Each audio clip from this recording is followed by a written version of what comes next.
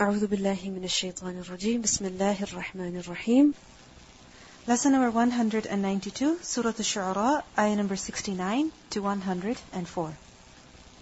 وَاتْلُ عَلَيْهِمْ نَبَأَ إِبْرَاهِيمَ, and recite to them the news of Ibrahim alayhi salam. After the story of Musa alayhi salam, the story of Ibrahim alayhi salam is mentioned. If you think about it chronologically, Ibrahim alayhi salam came first. But the story of Musa alayhi salam is mentioned first. Why? Because it was more relevant to the situation that the Prophet ﷺ and his companions were in Makkah. That they were also facing the opposition of people. The people who were very strong, very wealthy, very mighty, who recognized the truth, but still they were not willing to accept.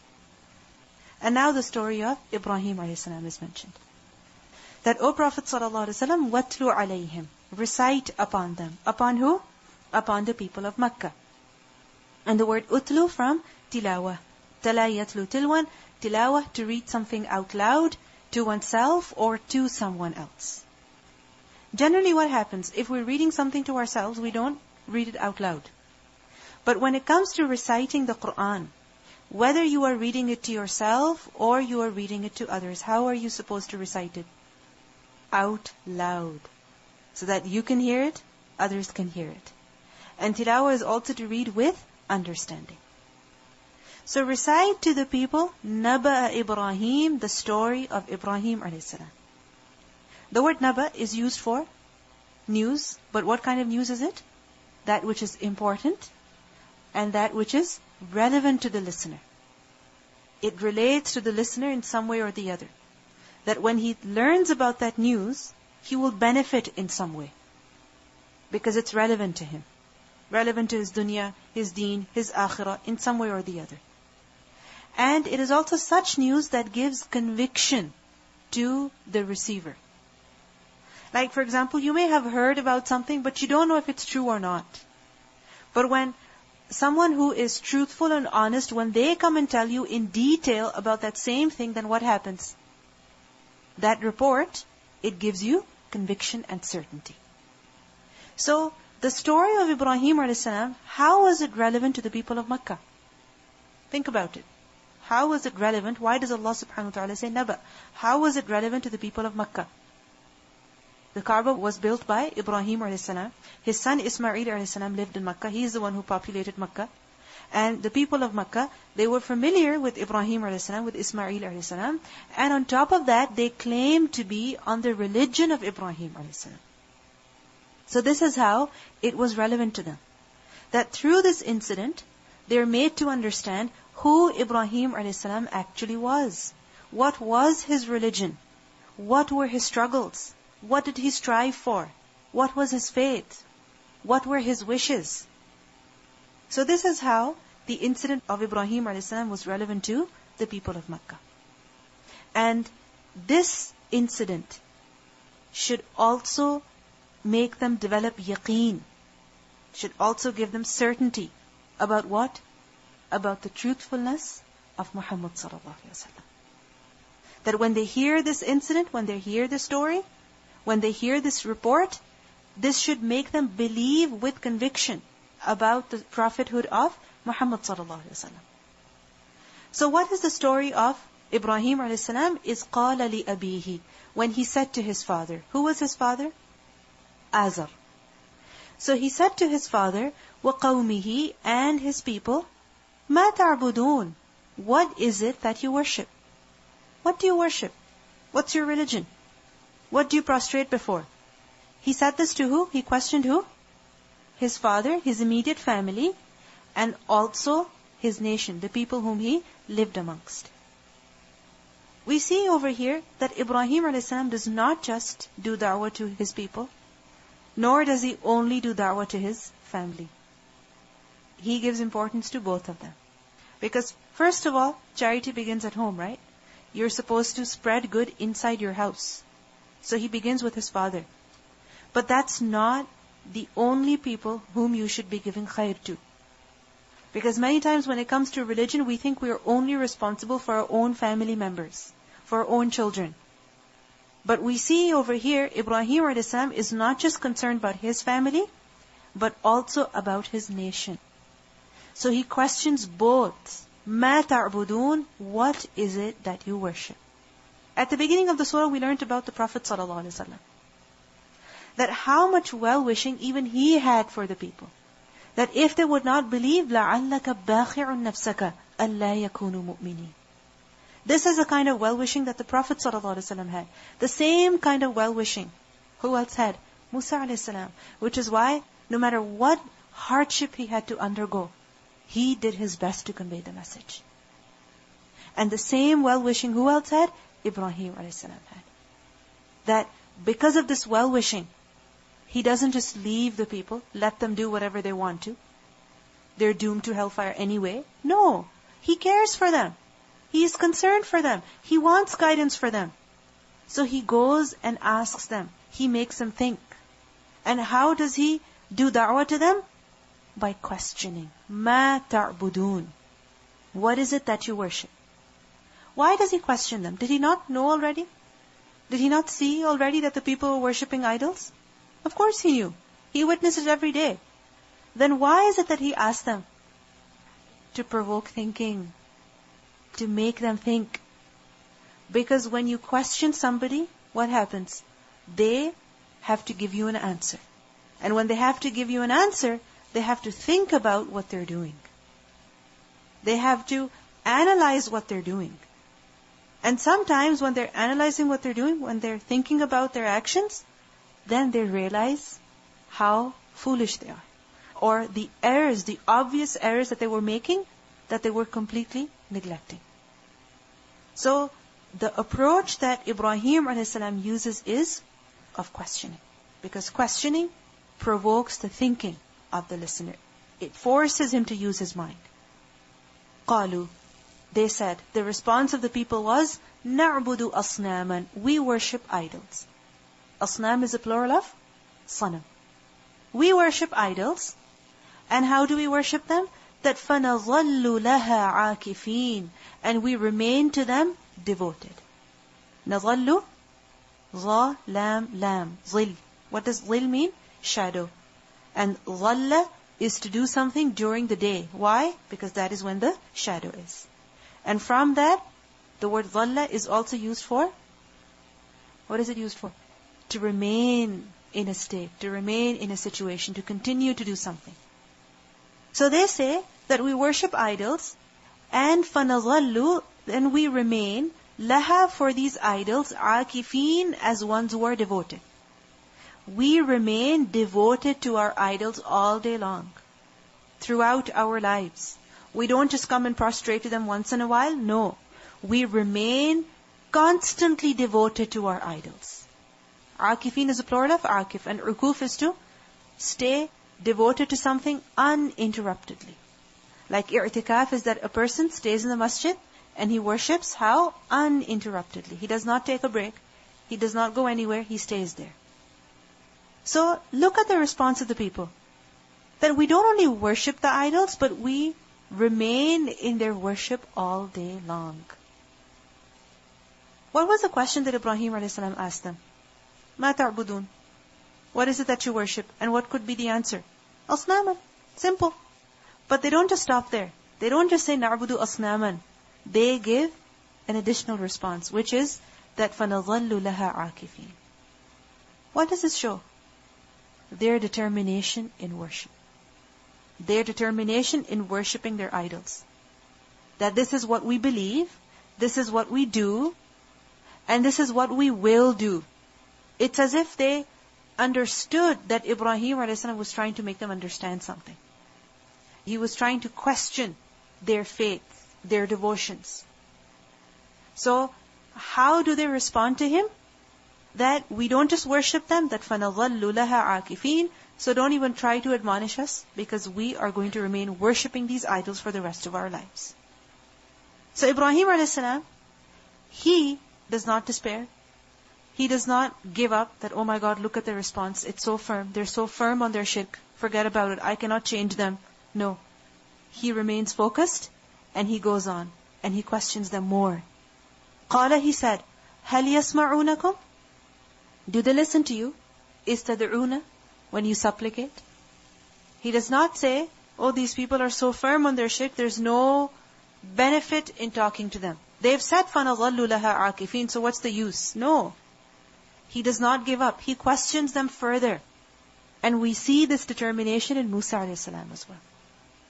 That how, when Fir'aun tried to distract him by mentioning one thing and then the other thing, how constantly Musa a.s. was getting back to the message. So Ibrahim a.s. also, قَالَ هَلْ يَسْمَعُونَكُمْ إِذْ تَدْعُونَ? At the time when you make dua to them, at the time when you worship them, when you pray to them, do they actually listen to you? Do they hear you? Do their ears work? Do they listen? And he questions them further. أَوْ يَنْفَعُونَكُمْ? Or do they benefit you? أَوْ يَضُرُّونَ? Or do they harm? Can they listen to you? And if you worship them, if you ask them for something, do they actually benefit you? And if you don't worship them, if you abandon their worship, do they actually harm you? قَالُوا, they said. Now they understood. Obviously, what was the answer? No. They don't really listen to us. They don't really benefit us. They don't really harm us. It was obvious to them. They understood. But instead of accepting their mistake, they remained stubborn, just like Fir'aun. So what was their response? That bal, rather, وَجَدْنَا آبَاءَنَا كَذَلِكَ يَفْعَلُونَ. But we found our forefathers doing thus. كَذَلِكَ يَفْعَلُونَ. This is what they used to do. We found our forefathers doing it. This is what they used to do, and we follow their footsteps. What does this word bal signify over here? Bal over here gives the meaning of that, yes, we know they don't listen. Yes, we know that they don't benefit, nor do they harm. But the thing is that we worship them because we found our forefathers doing this. We know it makes no sense to you, but the only reason why we worship them is because we found our forefathers doing it. And this is the reason that many people give for many wrong practices that they observe. Whether it is cultural or it is in the name of religion, people adhere to them religiously, and when they're made to realize what they're doing is wrong, what they're doing is senseless, it goes against common sense, it goes against your benefit, what will they say? No, this is what we always do. This is what we're supposed to do. So don't ask questions. Don't try to change the ways. And you will notice how this is not just something that people say about their religion, but this is also something that is about culture. Like for example, if a certain person is getting married, there are certain customs and traditions that have to be followed. And if a person questions, why do we have to do this? What's the benefit? Why do we have to do it? What are they told? This is how we do our weddings. This is the rule. This is the culture. And this is what we're supposed to do. Whether it makes any sense or not. Just recently somebody was telling me that in their culture, when people get married, first of all, they're not allowed to get married outside of that particular family or that particular race. And this is something that is just the norm. This is the culture. You don't get married outside of your family, outside of your race. And they were telling me that their marriage was the first one that was outside of the family. And how it was opposed by even their parents. And how when people get married in their family, the rule is the man, he is brought into the girl's family and then he is given gifts. And whatever gifts he is given, he has to go and give them to his parents. He cannot keep even a single penny of it. Why? Because the parents have to give gifts to who? To his in-laws. Whatever money the bride and the groom get, who does it go to? To the parents of the groom. Why? Because they have to give gifts to who? To the bride's family. It's weird. People just have these traditions, they have these cultures, and despite the fact that they have become educated and they have become aware of so many things, still they follow these rules blindly. Why? وَجَدْنَا آبَاءَنَا كَذَلِكَ يَفْعَلُونَ. This is how we found our forefathers. This is what they used to do. And thus we will also do. We will not change our ways. Now I'm not saying that every practice of the forefathers is wrong. No. There are many things that the forefathers of a particular people have been doing was very good. It was very beneficial. And those things, they must be practiced. However, other things that go against common sense, that go against benefits, that are harmful, that just add more difficulty to a person's life, why should a person adhere to them so strictly, making his life difficult and making the lives of other people difficult? So, we should use our mind that Allah subhanahu wa ta'ala has given. بَلْ وَجَدْنَا آبَاءَنَا كَذَلِكَ يَفْعَلُونَ. Ibrahim a.s., he doesn't give up over there either. He doesn't say, okay, that's it, finished. No. He says, قَالَ أَفَرَأَيْتُمْ مَا كُنْتُمْ تَعْبُدُونَ. He says, then do you see what you have been worshipping? If you say that you found your forefathers doing this, then have you ever analyzed what is it that you're worshipping? أَفَرَأَيْتُمْ. Have you considered, have you reflected, have you ever thought about this? That what is it that you're worshipping? Do you realize that what you have been worshipping is only lifeless and worthless objects? Antum, you, wa aba'ukum, and your forefathers, al-aqdamun, the ancient ones. Al-aqdamun, plural of? Aqdam. So have you ever thought? Have your forefathers ever thought? Have you ever thought what you worship? Have you ever thought what your forefathers used to worship? The thing is that no matter how ancient a person is, no matter how ancient his ancestors are, no matter how ancient his cultural traditions are, no matter how much people practice them and follow them and religiously adhere to them, if something is wrong, it is wrong. It does not deserve to be followed. And a person must use his mind before he follows anything. So, Ibrahim a.s. asks them, have you ever used your mind? Have you ever thought about this? Why are you blindly following them? فَإِنَّهُمْ. For indeed they, عَدُوٌّ لِّي إِلَّا رَبَّ الْعَالَمِينَ. Indeed they, meaning indeed these idols that you worship, and your forefathers have been worshipping, what are they? They are an enemy to me. I consider them as my enemy. إِلَّا رَبَّ الْعَالَمِينَ. Except for the Lord of the worlds, He's not my enemy. Why does he say that these idols are an enemy to me? What did the idols do to him? We just learned earlier that the idols don't harm you. So why does Ibrahim a.s. say that فَإِنَّهُمْ عَدُوٌّ لِّي? They are an enemy to me. Because the idols are a means of shirk. They are what? A means of shirk. They are something through which a person does shirk. A person associates partners with Allah subhanahu wa ta'ala. And therefore, these idols, they become a source of punishment for a person. And this is why he considers these idols to be what? His enemy. What does this teach us? That no matter how innocent something might appear to be, no matter how harmless something might appear to be, it is adu. It is your enemy if it leads you away from Allah subhanahu wa ta'ala. If it leads you to Allah's disobedience. Ibrahim a.s., he says, فَإِنَّهُمْ عَدُوٌّ لِّي. Every person in that nation was worshipping these idols. His own father. Everyone was involved. It was the religion of the entire country. It was imposed by law. But still we see that Ibrahim a.s., he does not think that I'm going against everybody. No. He sees that these idols, they are taking me to punishment. Therefore, they're my enemy. He considers them to be his enemy. What happens when we see something against us? When we see something harmful for us, for our deen? What do we say? Everybody does it. Everybody has it. Everybody says it. Everybody goes there. This is our standard. This is the reason why we say it is okay. But we should analyze things not based on how acceptable they are, how common they are, but we should analyze things based on their end. That where do they lead us to? What is their essence? So he says, فَإِنَّهُمْ عَدُوٌّ لِّي إِلَّا رَبَّ الْعَالَمِينَ. Except for the Lord of the worlds. He is not my enemy. Who is He? He is my Lord. He benefits me. Now, sometimes it's possible that you find no harm in a certain thing. But in reality, it is harmful to you. And how do you know it's harmful to you? Because it's taking you away from Allah subhanahu wa ta'ala.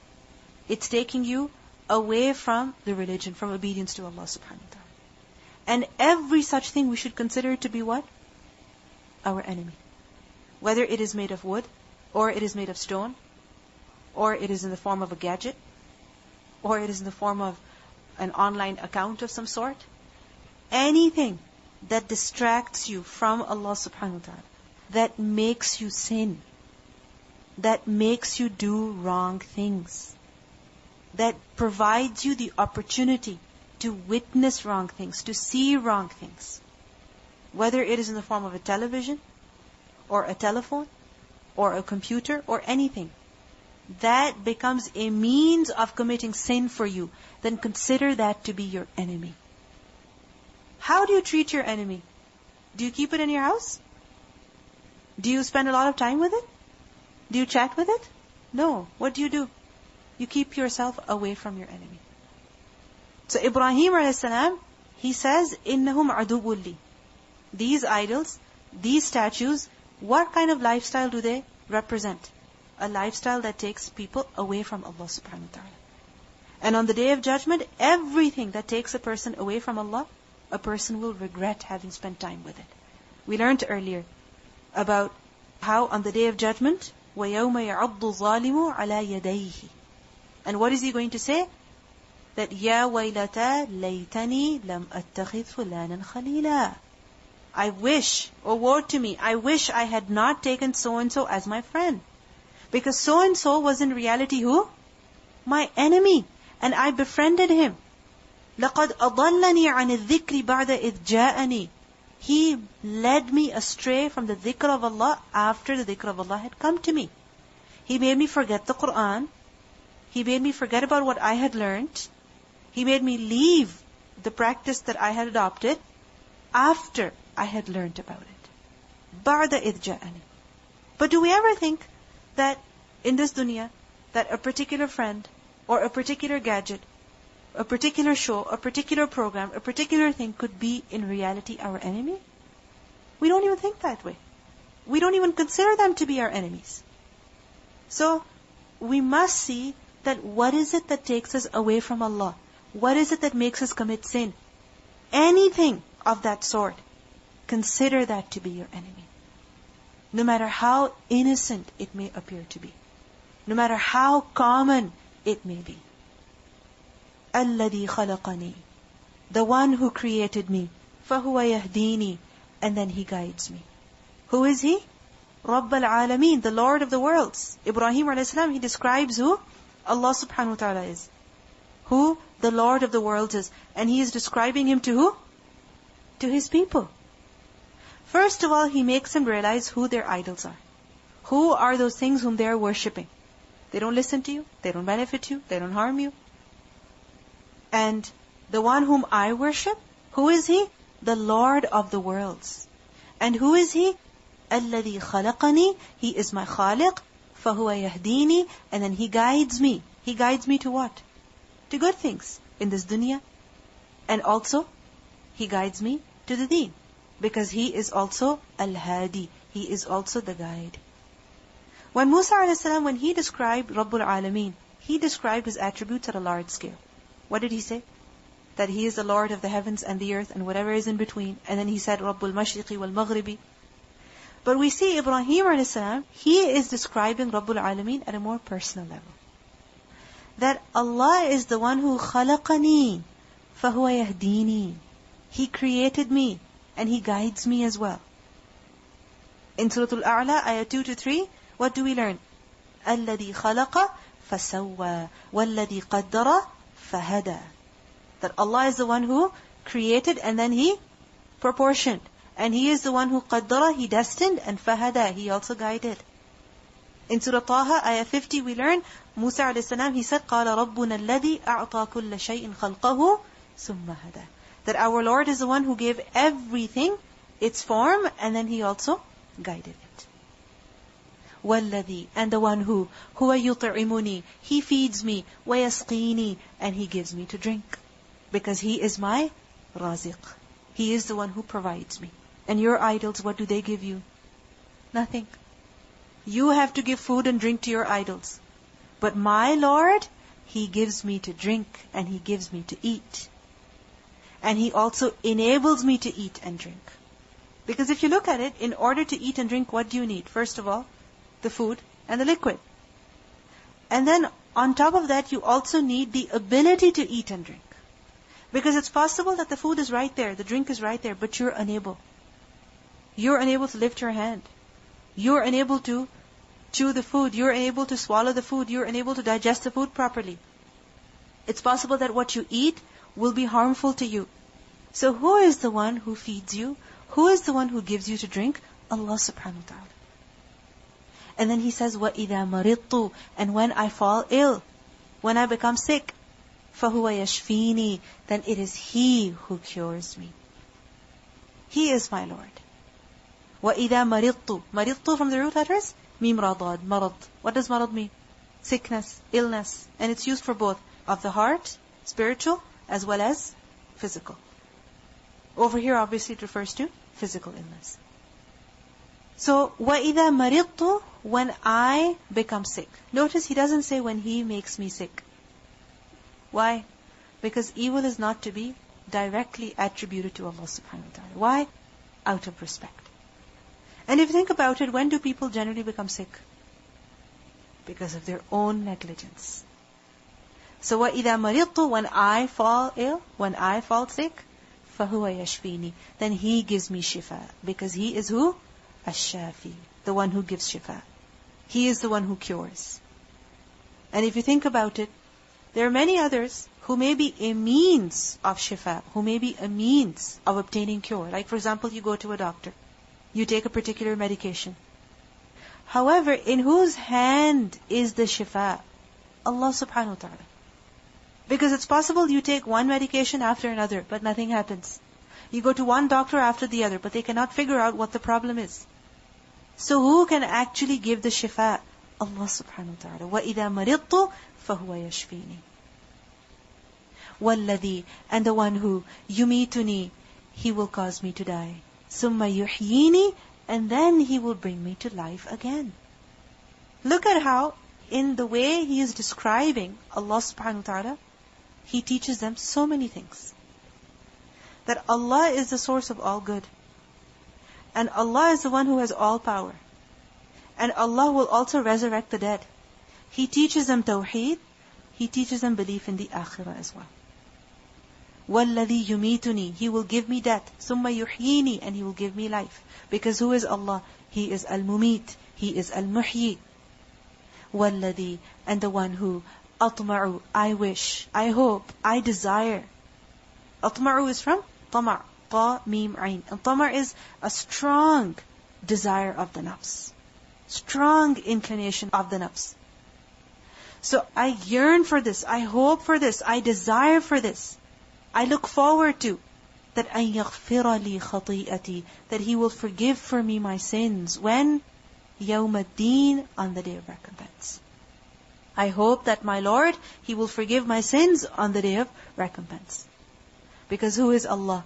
He is غافر الذنب وقابل التوب.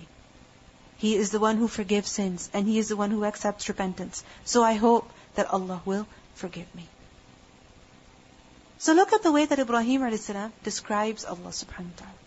At a very personal level. That Allah is the one who feeds me. He is the one who gives me to drink. He is the one who causes me to sleep. And He is the one who causes me to wake up. He is the one who will give me death, and He will also give me life. And He is the one who forgives. If you think about it, these attributes, these qualities, creating, looking after, providing, putting to sleep, waking up. If you analyze human beings, which human figure has these attributes, has these qualities? At a human level, obviously. The mother. She gives birth. She is the one who feeds. She is the one who nurses. She is the one who protects, looks after. When the child is ill, she takes care of the child. She is the one who puts the child to bed, and she is the one who wakes up the child. Why? Why does she do all of that? Because she loves her child. All of these actions, all of these attributes, what do they reflect? Immense love and care. If a mother has so much love for the child, Allah subhanahu wa ta'ala, He loves His creation more than 70 mothers. So who is Rabbul Alameen? the one who fulfills all of my needs. He is my Lord.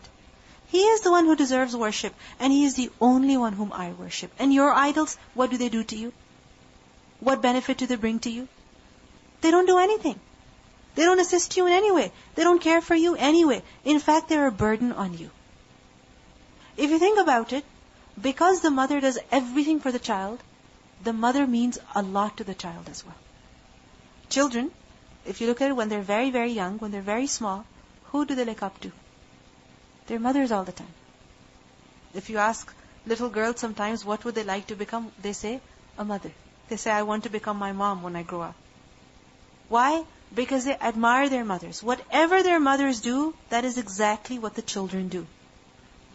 And whenever they have a problem, whenever they're afraid, whenever they're happy, whenever they want a hug, who do they go to? To the mother. Even though they may love many other people may provide them a lot of love. However, ultimately, who does a child go to for comfort and love? To the mother. Because the mother does everything for him. So naturally, when Allah subhanahu wa ta'ala is the one who provides for everything, the one who takes care of us in every respect, what should be our behavior? Who should we run to? Who should we rely upon? Who should we go to? Allah subhanahu wa ta'ala. Who should we trust upon? Allah subhanahu wa ta'ala. This is only natural. And a person, when he reaches maturity, when he truly recognizes Allah subhanahu wa ta'ala, when he truly becomes conscious of Him, then he will turn to Allah for the smallest things even. For the smallest things even. Who will he turn to? Allah subhanahu wa ta'ala. Just as a child, for the smallest thing, who does he turn to? The mother. So a true believer, the one who recognizes Allah, who will he turn to? Allah subhanahu wa ta'ala. For the smallest things even. This is why we see that the Sahaba, they would pray to Allah for even a broken shoelace. Even at that time they would turn to Allah. For the slightest of things. Why? Because then a servant has truly recognized his Lord. That when my Lord takes care of me in every respect, only He can assist me. Only He can provide for me. And if you look at the situation that Ibrahim a.s. was in, that he did not have support from anyone. Neither from his family, nor from his friends, or the rest of the people. When you're doing something, don't you want support? Of course. When you're going through something, don't you want to share your feelings? Of course. With who? With those who are closest to you. For those who are unmarried, they love to share their stories and everything with who? With their mothers. And even when they're married, they love to share everything with their mothers. So Ibrahim a.s., look at him. He's alone. Nobody gives him any support. Neither from the family, nor from outside from the family. So who does he turn to? Who is his means of support? Allah subhanahu wa ta'ala. We see this in Musa a.s. as well. That although he was surrounded by people, the entire Bani Israel was with him, but still who does he turn to? Allah subhanahu wa ta'ala. This is when a servant has truly recognized his Lord. And this is a sign of intelligence. This is a sign of wisdom. So Ibrahim a.s., he had this quality. If you look at it from the beginning, that الَّذِي خَلَقَنِي, the one who created me, فَهُوَ يَهْدِينِي, and the one who guides me. The one who created me, He knows me. He knows what I need. He knows where I'm weak. He is the one who guides me. He is the one who shows me the way. He is the one who assists me in every aspect. So we should also think like this. Whenever we're alone, whenever we feel that nobody's giving us a support, think about it. The one who created you is the one who guides you. Is the one who will support you. If you remain obedient to Him, if you are a servant to Him, then He will guide you. Because أَلَا يَعْلَمُ مَنْ خَلَقَ, the one who created, does He not know? Of course He knows. If you look at it, Ibrahim a.s., it's as though he's sharing his inner feelings about who Allah subhanahu wa ta'ala is, what kind of relationship he has with his Lord. And through this description, he is doing da'wah. Because remember that when you have love for someone in your heart, then that love will show. It will come out.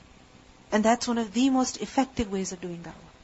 Many times we have to come up with a lot of stuff and we have to think about it a lot and then we put it forth and still there is no spirit. But what is it that will truly bring spirit to the message? When there is love inside. So Ibrahim a.s., he had that recognition in his heart. He had that love and that strong bonding in his heart. This is why it came out in his words as well. That الَّذِي خَلَقَنِي فَهُوَ يَهْدِينِي وَالَّذِي هُوَ يُطْعِمُنِي وَيَسْقِينِي. He is the one who feeds me. He is the one who gives me to drink. If you think about it, after guidance, what is the greatest need of man? Food and drink. It's the greatest need. So who fulfills that need for me? My Lord. Rabbul Alameen. وَإِذَا مَرِضْتُ فَهُوَ يَشْفِينِي. When I'm sick, He is the one who gives me cure. When people are ill, what do they want? What do they want? That other people should come and take care of them. That other people should just fix their problems for them. Make my pain go away. Fix me. This is what people say, right? But who is the one who can really give you shifa? Allah subhanahu wa ta'ala. The one who recognizes his Lord, who will he turn to? Allah. Even in his sickness.